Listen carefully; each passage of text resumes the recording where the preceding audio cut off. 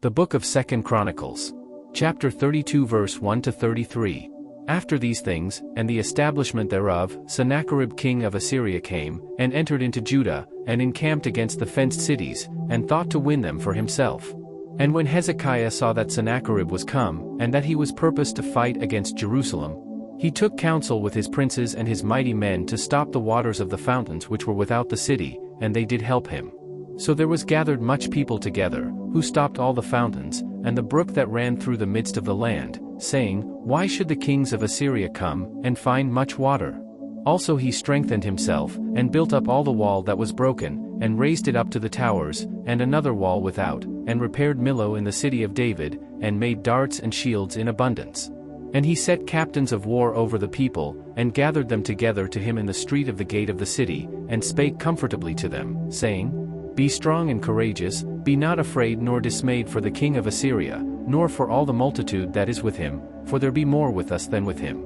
With him is an arm of flesh, but with us is the Lord our God to help us, and to fight our battles. And the people rested themselves upon the words of Hezekiah king of Judah. After this did Sennacherib king of Assyria send his servants to Jerusalem, but he himself laid siege against Lachish, and all his power with him, unto Hezekiah king of Judah, and unto all Judah that were at Jerusalem, saying, Thus saith Sennacherib king of Assyria, Whereon do ye trust, that ye abide in the siege in Jerusalem? Doth not Hezekiah persuade you to give over yourselves to die by famine and by thirst, saying, The Lord our God shall deliver us out of the hand of the king of Assyria? Hath not the same Hezekiah taken away his high places and his altars, and commanded Judah and Jerusalem, saying, Ye shall worship before one altar, and burn incense upon it? Know ye not what I and my fathers have done unto all the people of other lands? Were the gods of the nations of those lands any ways able to deliver their lands out of mine hand? Who was there among all the gods of those nations that my fathers utterly destroyed, that could deliver his people out of mine hand, that your God should be able to deliver you out of mine hand? Now therefore let not Hezekiah deceive you, nor persuade you on this manner, neither yet believe him, for no God of any nation or kingdom was able to deliver his people out of mine hand, and out of the hand of my fathers, how much less shall your God deliver you out of mine hand? And his servant spake yet more against the Lord God, and against his servant Hezekiah.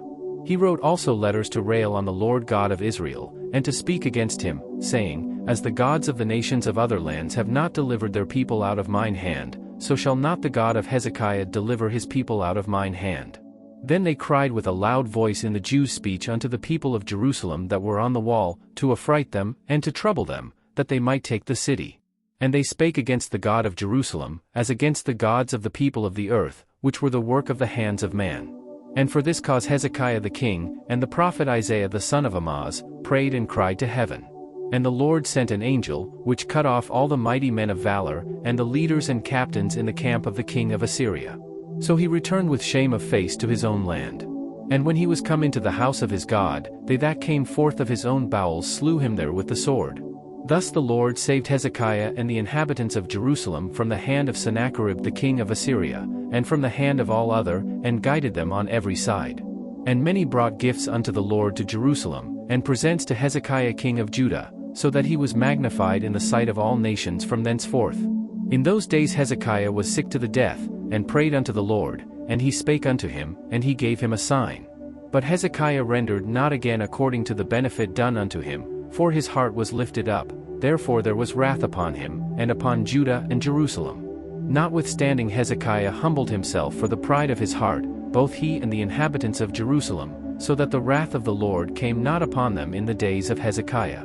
And Hezekiah had exceeding much riches and honor, and he made himself treasuries for silver, and for gold, and for precious stones, and for spices, and for shields, and for all manner of pleasant jewels.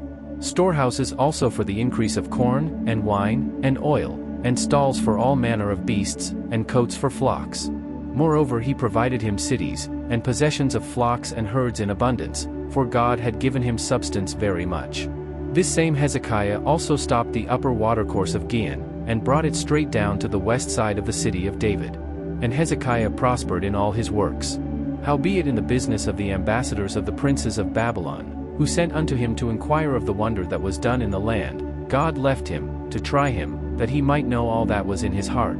Now the rest of the acts of Hezekiah, and his goodness, behold, they are written in the vision of Isaiah the prophet, the son of Amoz, and in the book of the kings of Judah and Israel. And Hezekiah slept with his fathers, and they buried him in the chiefest of the sepulchres of the sons of David, and all Judah and the inhabitants of Jerusalem did him honor at his death. And Manasseh his son reigned in his stead.